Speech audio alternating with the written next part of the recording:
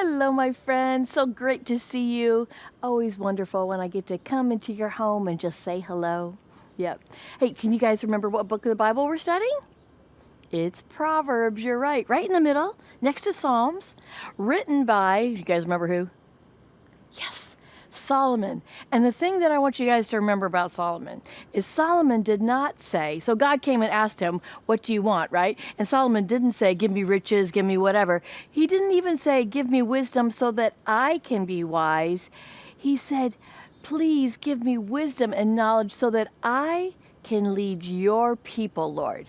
All right? So when we're asking for things from God, all right, it's okay to ask. It's all right to ask. He wants to bless you. But when we're asking, let's ask out of the heart of service. Let's ask for things that are going to help us live the life of a Christian, right? Live the life of where we serve others and help others to see God through us. Does that make sense? I sure hope it does. All right, well, let's get to our Proverbs. Today, we're actually going to talk about 3 different Proverbs, all right? But they all have one theme, and that theme is words, all right? Words are pretty powerful. Did you guys know that? Yeah, the things that come out of our mouth, they can be so strong and so mighty, they can build somebody up or they can tear somebody down. Now, that might sound a little strange to you guys, but let's think about it a little bit. What happens when you say kind words to someone? Encouragement, encouragement, encouragement, build them up. What happens when you say unkind words? Smash them down, right? So let's get to our Proverbs. The first one is Proverbs 15, verse 1, and it says, a soft answer turns away wrath, but a harsh word stirs up anger. All right? So think about this. I think the best example, think about talking to your brothers or sisters. All right? When your brother or sister says something to you, do you say, it's okay? Or, it's all right, I'm good. It's all right. Everything's going to be okay. Or do you say, that wasn't fair? Right? We've all done it. We've all done it. But think about what God is trying to teach us here. A soft answer, saying something kind, saying something gentle. All right? Gentleness is so important in the walk of a Christian.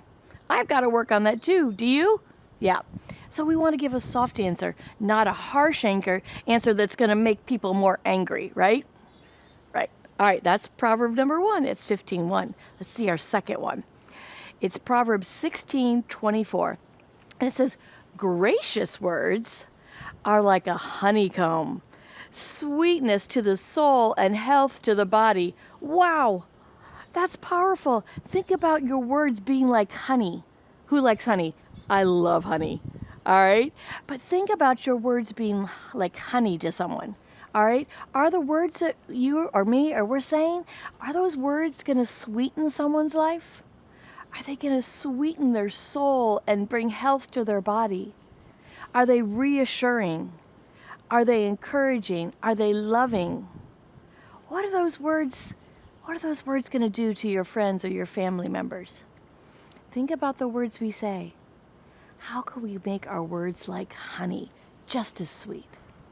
All right, that's the second one. And then the third one is Proverbs 22:11, and it says, he who loves purity. We've talked a lot about purity, right? Keeping our hearts and our minds pure, right? He who loves purity of heart and whose speech, those are our words again, is gracious, will have the king as your friend. All right? So that means you will be lifted up. Who wants a king for a friend? I do. And who's our king? It's Jesus. To be a friend of God, he's saying use gracious words, use kind words, use words that come from a pure heart, not that come from an angry mind. All right? So think. Have you ever heard this? Think before you speak. Guess who needs to learn this? You, me, your mom, your dad, your friends. We all need to think about these things. And I loved, as I was looking up which proverb I wanted to do, that all 3 of these proverbs were so similar. They were so just talking about how powerful words can be. It could turn away anger. All right? It could be as sweet as honey. And it could lift you up to be friends with God. All right? Because it's so important to be kind and think about our words.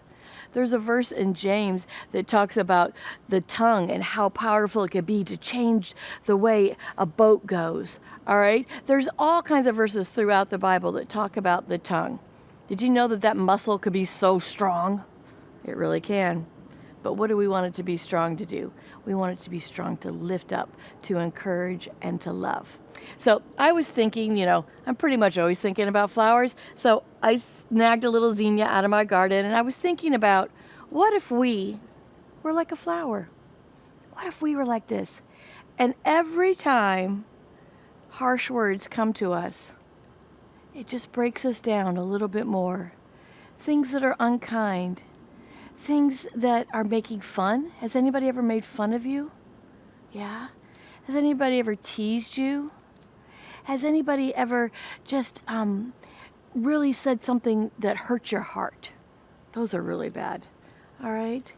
Things that people think you're not good enough. Is that true? No. All these harsh words that come to you, guess what?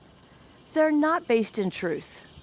None of them, not a one, is based in truth. They're all based in an unkind heart. And as we pick these little petals off, what does it do to my beautiful flower? It makes it weak and kind of sad, doesn't it? That's the same thing harsh words do to you and to me. So when harsh words come towards you, don't believe them. But let us not ever use words that are unkind towards our friends, towards our family, right? So we have to think about these words that are in our mouth and how they come out. Well, I had a cute little story I thought I would read to you guys just for fun today, okay? It's from the Children's Book of Virtues. The Children's Book of Virtues. Boy, I had all those words mixed up, didn't I? And it's called The Pleases. Has anybody ever read it? It's a really fun, I remember reading this to my kids when they were really little. And so I love reading things that I read to them, to you. So it's called The Please. Do you see that little please? All right. There once was a little word named please that lived inside a small boy's mouth. Pleases live in everybody's mouth, though people often forget they are there. Now, all pleases, to be kept strong and happy, should be taken out of the mouth very often so they can get fresh air. They are like little fish in a bowl, that come up, popping up for breaths of water, out of the water for a little breath, right? The please I'm going to tell you about lived in the mouth of a boy named Dan. But only once in a long while did he have a chance to get out. For Dan, I'm sorry to say, was a very rude little boy. He hardly ever remembered to say please. Give me some bread. I want some water. Give me that book, he would say. His father and mother felt very bad about this. And as for the poor please itself, it would sit on the roof of his mouth day after day, just hoping to get out for a breath. It was growing weaker and weaker every day. Now, this boy Dan had a brother. His name was John. Now, John was older than Dan, and he was almost 10, and he was just as polite as Dan was rude. So his please had plenty of fresh air and was strong and happy. One day at breakfast, Dan's please felt that he must have some fresh air. So he's living inside there, right? He said, I must have some fresh air. I've got to get out. So he took a deep breath and he ran out of Dan's mouth across the table to John and jumped into his mouth. The please who lived there thought, why are you here? Get out, he cried. This is my mouth. I know it is, the please from Dan's mouth said. I live over there, and I hardly ever get a breath of fresh air. I thought you might be willing to let me stay here for a day or two until I felt stronger. Why, certainly, said the other please kindly. I will understand. Stay, of course. And when my master uses me, we will both go out together. Could you imagine those two pleases now living in John's mouth are both going to come out together? Stay as long as you like. That noon at dinner, John wanted some butter. And this is what he said. Father, will you pass me some butter? Please, please. Because he had two pleases in his mouth, right? And then he said, certainly, but why are you being so very polite? John did not answer. He was turning to his mother and he said, Mother, will you give me a muffin? Please, please. His mother laughed. You shall have a muffin, my dear, but why do you say please twice? I don't know, answered John. The words just seemed to jump out of my mouth. Katie, please, some water. This time John was almost frightened. Well, well, said the father, there is no harm done. One can't be too pleasing, right? We can't be too kind. We can't be too loving. One can't be too pleasing to the world. All this time, Dan had been calling, give me an egg, I want some milk, give me a spoon, in the rude way that he had. But now he stopped and listened to his brother. He thought it would be fun to try to talk like John. So he began, Mother, may I have a muffin?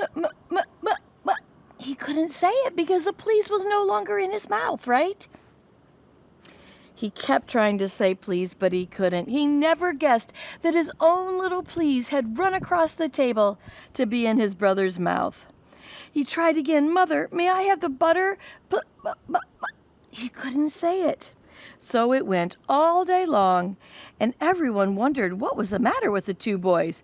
When night came, they were both so tired, and Dan was so cross that their mothers sent them to bed very early. But the next morning, no sooner had they sat down to breakfast that Dan's please jumped out of John's mouth, ran across the table, and back into Dan. And that very next moment, it was another errand for Dan. He said, Father, will you please cut an orange, please? He said it. The please was back in his mouth. Why, the word slipped out as easily as can be. It sounded just as well as it had in John's mouth. John was only saying one please now, and from that time on, little Dan was just as polite as his brother.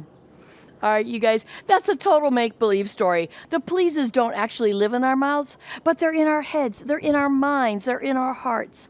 What are some kind words that we can put in our mouths to come out to others?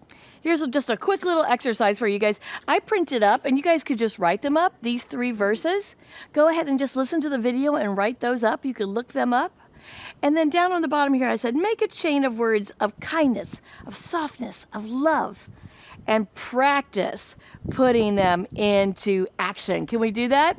And so here's what we're going to start with our chain. Start with one word of kindness, and another word of kindness, and another word of kindness. And you could even write who you're writing these words to. You know, think of some words. You could say, and build the chain, and build the chain, and build the chain, and build the chain, and build the chain. Practice using kind words. Practice using soft words. Practice using words of love. Build that chain. Practice putting them into action. I know you guys could do it. You're so kind. You're so loving. Let's all do this together. Can we do it? I know you can. God loves you so much. He put these proverbs for you to learn, for me to learn, for your parents to learn. Let's build this wisdom. Let's use kind words. All right. I love you guys, and I'll see you next week.